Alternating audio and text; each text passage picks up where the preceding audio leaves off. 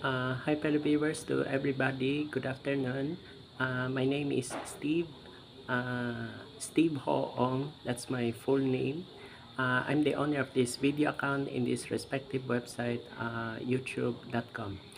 Okay, gaya na sinabi ko yung mga nakaraang videos, um, ako po ay isang former depositor ng Bangko Pilipino sa Dumaguete Branch. By the way, sa mga hindi nakakaalam, Dumaguete Branch ay sakop ng Province of Negros Oriental. So, yun na po ang aking part, no? Pero ang susunod kong video ay tungkol sa mga viewers. Meron akong i-inform ahead. Ito napaka-importante.